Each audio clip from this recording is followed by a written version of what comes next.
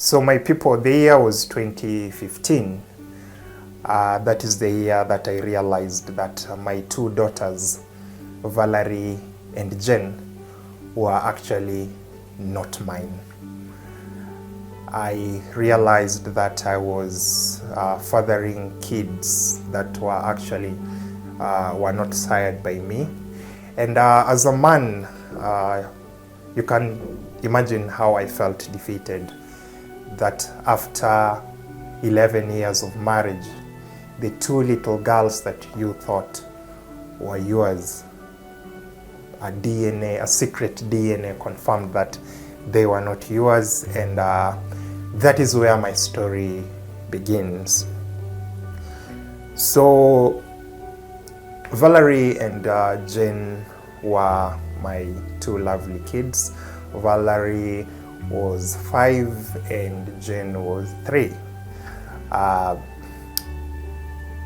wife Rebecca was a very loving and faithful woman to me, or so I thought.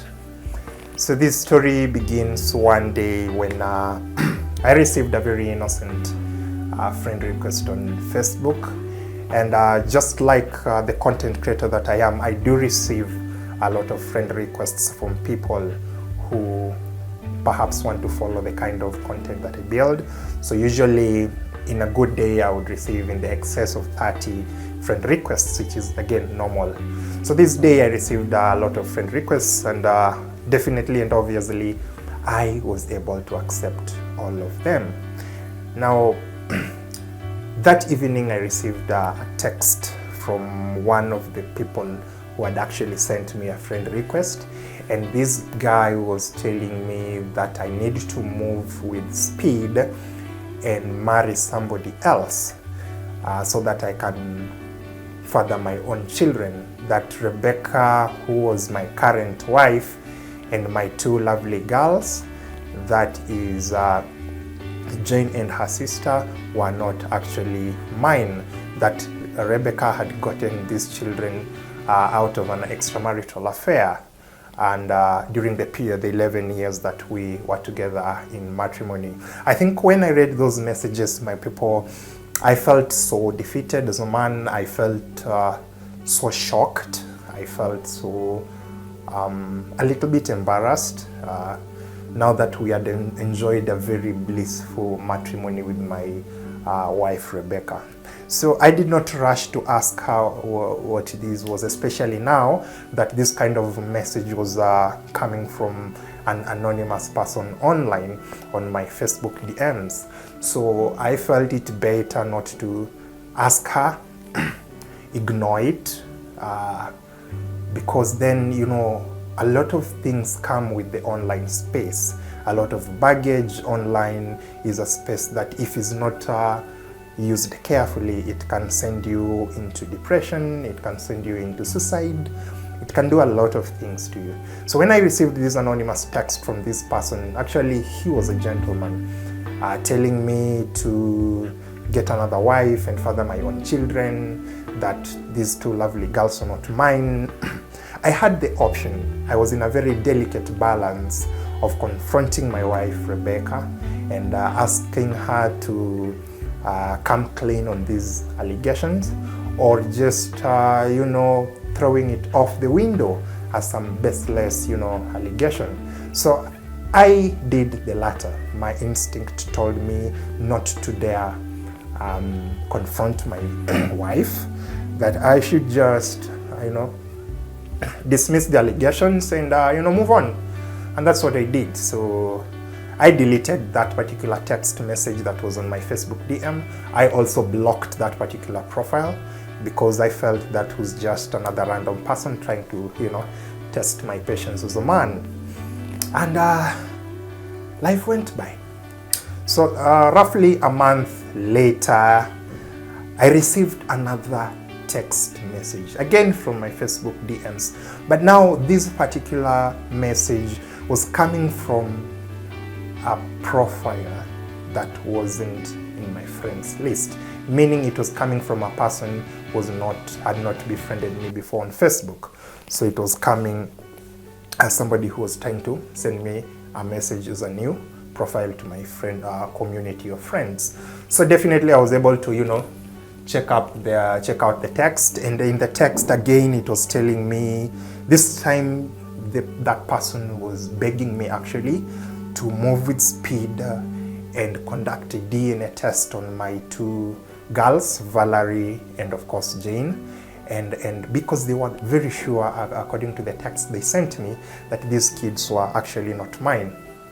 So my people, this is the point where I think push had come to a shove, and I literally, daylights was squeezed out of me. I became a shell of the man that I am. I was like, who are these people? What do they want from my family? And these allegations that they're bringing on board are very damning. They are very scaring. And if at all there's an iota of truth in it, then trust me, you as a man, I knew that I was doomed.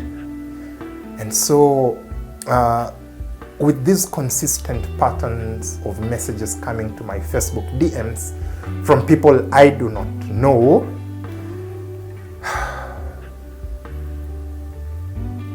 I decided to do a secret DNA test on my two lovely girls. This is because when in the excess of 3 people, different people, so to speak, keep on coming to your messages and telling you that, dude, get out of your seat, get out of your comfort zone, and get a paternity test on these 2 children, because then you could be living in a world that you don't know. I think these people managed to get into my core. They managed to really get me to do this thing that they were asking me to do, because for once I also got concerned. Was there something I did not know in my own marriage? Was there something I did not know in my own family? Or these people were just a team of losers who are trying to, break this beautiful thing that God had given me on earth? So, well, to satisfy my curiosity, so to speak, I decided to do a secret DNA test on my 2 kids. So that morning, after, the usual morning family routine, clean up the kids, we prepare them up for school. Then my wife Rebecca would, pack them and then take them for their early morning class sessions. I took the toothbrushes of both Valerie and Jane, my 2 little angels. I got into my car, and where I used to live at that particular time, there was only one hospital that had those kind of services that included DNA and all that. And there's only one doctor who was actually renowned and respected for those kind of procedures. So I took, for those who know the back and forth that comes with the DNA, you can use a strand of human hair, you can use their toothbrush and all that comes with it. So for me, now that my kids had been taken to school, I did not have a way that I'm gonna acquire or get access to their hair, because how they're gone. So I picked their toothbrushes. So I was going to rush to the hospital, pay the fees that are required. They ran the tests on those 2 toothbrushes, the DNA, of course, saliva and all that would give me the entire picture of where we are at with their paternity. Then I would rush back home before my wife comes back from their school. And then, of course, I was convinced beyond any doubt that these kids were mine. So off I went. I got to Mlolongo. There is a level 4 hospital that offers extra clinical services including DNA. So I got Dr. Mutiso, a very respectable gentleman, clinician in his early 30s. I opened up to him, man to man. I told him, hey doc, I'm having suspicions that my 2 children, my 2 daughters are not actually mine. And man to man again, I want you to conduct a very secret DNA test on them so that I can prove paternity and if at all I had something to be fearful about in my own family. For some very strange reason, Dr. Motiso was like, yeah, dude, I understand you. I share in your concerns, and these are the required fees for this service. You just bring these and these and these. And luckily, whatever he needed to do, those kind of tests, already I had them. So I paid the monies at the hospital. And then Dr. Motiso took the 2 toothbrushes and told me just to go to the waiting bay. And just over an hour, the test results will be out. I think, my people, the period of submitting these toothbrushes to Dr. Motiso and waiting for him to show up with the results were the longest time, the longest period of self-reflection as a man. My entire life played in front of my eyes. I was hanging again on the dangerous balance that what if they are not actually mine? I didn't imagine my loving, polite, kind wife, Rebecca, I used to call her Rebby, would do that. I don't think so. This is a lady I've known close to 19 years. I've shared in her life. I've shared in her everyday life for 11 years.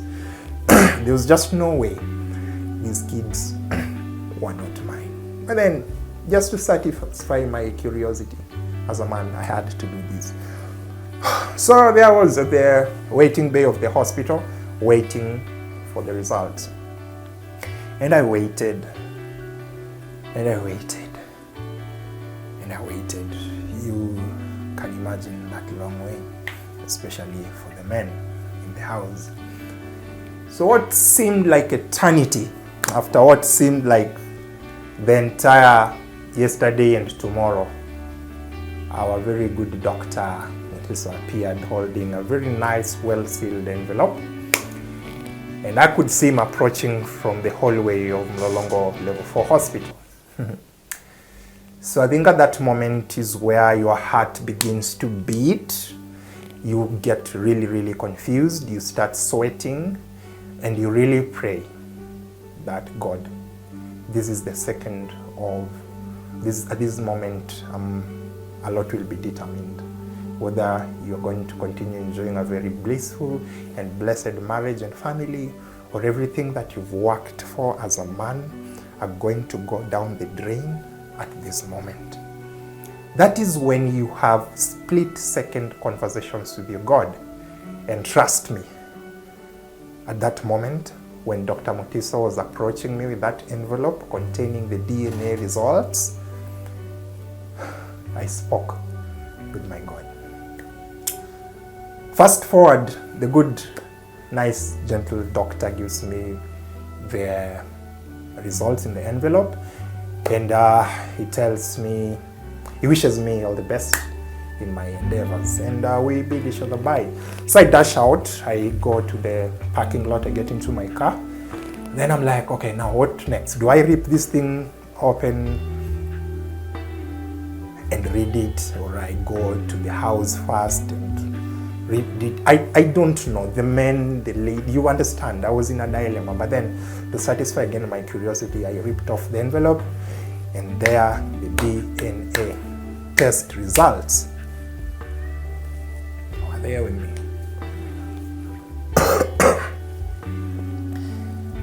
The words were in bold, and they were clearly written negative, stroke, not matching. Those words screamed pain into my head as I read the results. Those words made my nerves jerk with a lot of psychological trauma and pain. Those words made me lose my sense of consciousness, and for a moment I was truly shocked. The results were illustrating that my DNA and those of my two children, Valerie and Jane, were not matching. And there were a lot of negative inconsistencies in our human anatomy, for those who understand. the entire science of DNA. So the two very beautiful kids that I had raised with compassion, care, and fatherly love were not mine. They were somebody else's. I was raising another man's kids, and the DNA had proven that. My people, to be very honest, I don't know how I drove home. I don't know how I drove out of that hospital. I don't know how I managed to navigate the Mombasa road traffic that can be very thorough, especially mid-morning hours. But all I wanted to do is to get my wife, Rebecca, dead or alive. My mind and my manly judgment was clouded with a lot of anger, a lot of frustrations, and of course, a lot of pain that was occasioned by this high voltage betrayal that had happened to me. I really wanted to catch that woman dead or alive, because there was just no way she had betrayed me actually after such a long period of time where we had apparently enjoyed marriage and matrimony. So after navigating the Mombasa road traffic, I can't remember how long I took on the road. I finally got home. I drove in to our little compound, and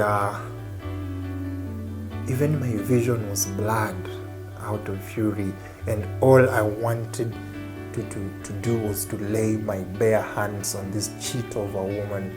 Man, you can imagine my frustrations, because then making the realization that you are actually raising kids who aren't yours for such a long time, investing in them, emotional investment, psychological investment, financial investment, giving your all to somebody else's kids in the disguise that they're yours.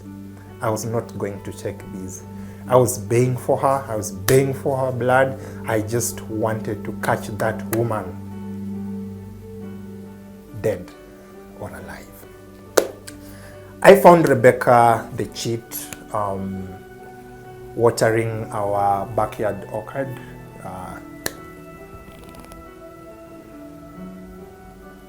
What followed,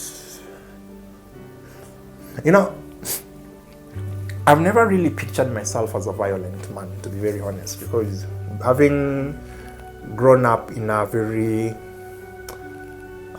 a family, let me call it a modest family, where values of dignity and decency were the epicenter of our upbringing, I really did not look or perceive myself as a violent person. But teach me like a 1-year-old kid what you do with a woman who cheated on you, got her engaged in extramarital affairs, birthed 2 children, lied to you that they're yours, and only to realize that they're not. So I found myself doing the unthinkable to Rebecca, the cheat. I think the only thing I remember is that I kicked her on the abdomen subconsciously, and blows, and I pushed her over the fence, and she was bleeding, and all I wanted to do was to get that anger on her and tell me boldly why she had done that to me. And I beat her, and she was screaming, and I didn't care at that point, and the beast in me was so out and pronounced, and it was bloodbath. My people, I didn't really see myself to do that to anybody. But I remember it's the screams from our neighbors next door who brought me back to my senses, because they were now struggling to climb over the fence and come and which they managed actually, and they pushed me away, and Rebecca had lost consciousness, and she was bleeding so much, and she was gasping, and the situation was so bloody. So one of the neighbors took me away, and the other one I remember called an ambulance that got there. What are they called? The one for AMREF, the emergency doctors came around. And I think it was at that moment when Rebecca was being carried to the ambulance that I saw the extent of the damage of what I had actually done, because she was gasping and she was bleeding, and there was a lot of bruises on her tummy and the face. And at that moment, reality dawned on me that I had done the unthinkable. So my people, at this moment, those two ladies, I don't want to call them my daughters because then they're not, were still at school. That should be Valerie and the little girl Jane. So when the ambulance dashed out of our compound, rushing Rebecca to the hospital, I also hopped into my car with a neighbor friend of mine, and now we were behind the ambulance, right? We were headed. So this time around, she was not. She was taken to, I think there's an hospital around Y, where she was taken to. So we followed all the way. So we got to that hospital, Y, and then she was rushed to the emergency department, accident and emergencies and trauma center, where she had a team of 2 doctors and 4 nurses waiting to bring her into theater, because then the communication had been done. I think there was nothing that would be more confusing for a man at that moment, because 3 things. One, you have just realized that the 2 kids that you invested in heavily, and you thought were yours are not yours. Your wife is headed to emergency ICU because you were at the verge of killing her out of anger. She may or may not live. And then the law of the land is waiting for you.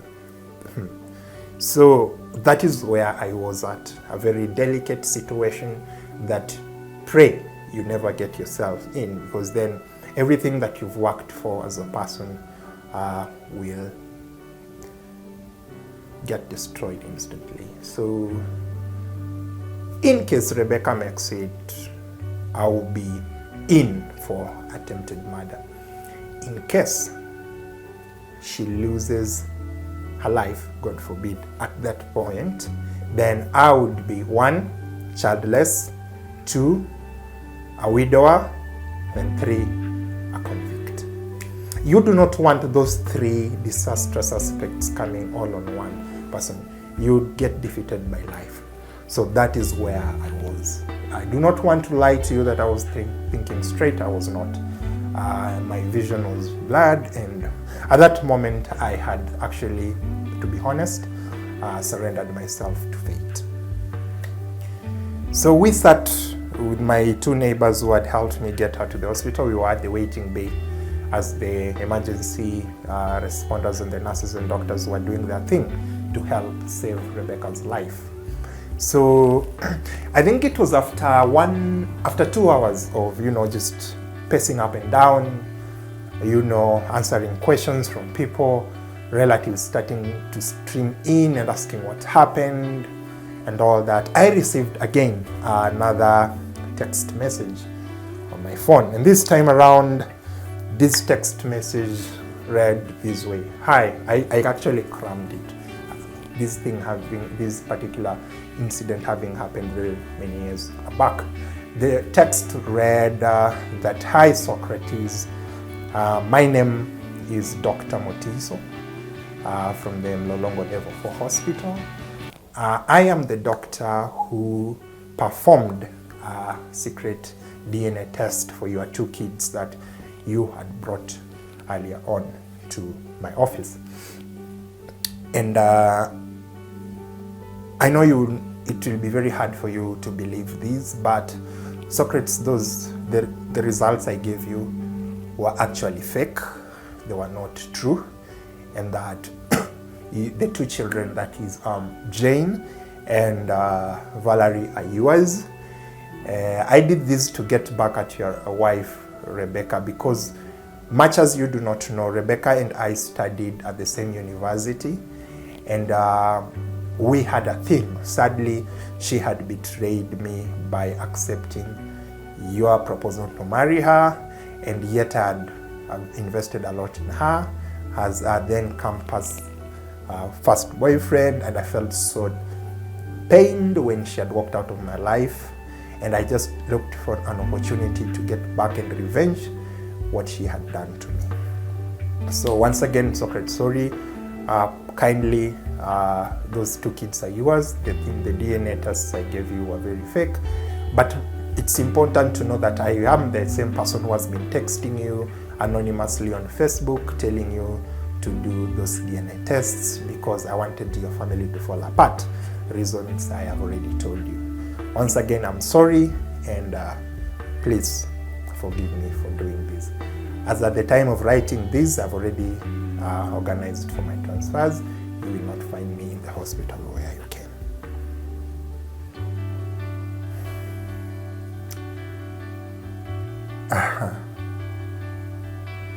So Dr. Mutiso had lied and given me fake DNA results. So meaning those two kids are mine. But because of the disappointment he had had with my Rebecca a long time ago, he had first of all created fake Facebook profiles and DM'd me, prompting me to do those tests. And because he knew that is the only doctor around Mlolongo area who would do them, he knew I would come to him. And then he gave me fake results to make me hurt my wife and, of course, maybe divorce her. So that is the text I got. So before I could even, comprehend this reality that had dawned of the doctor coming clean, and also my dear wife fighting for her life, at the emergency center. One of the doctors, again, who had received her and was helping her regain consciousness at the ICU, came to where I was standing next to the window of the waiting bay. And the daktari, a fine old man, 50, mid-50-ish, he walked up to where I was and he looked at me and he told me, Socrates, it was very wrong of you to beat this woman. No matter the extent of mistake or betrayal she had done to you, this was very wrong. However, Socrates, we tried our best to save your wife Rebecca from the injuries you had inflicted on her through the beatings. We really, really tried. But sadly, Socrates, Rebecca, your wife, did not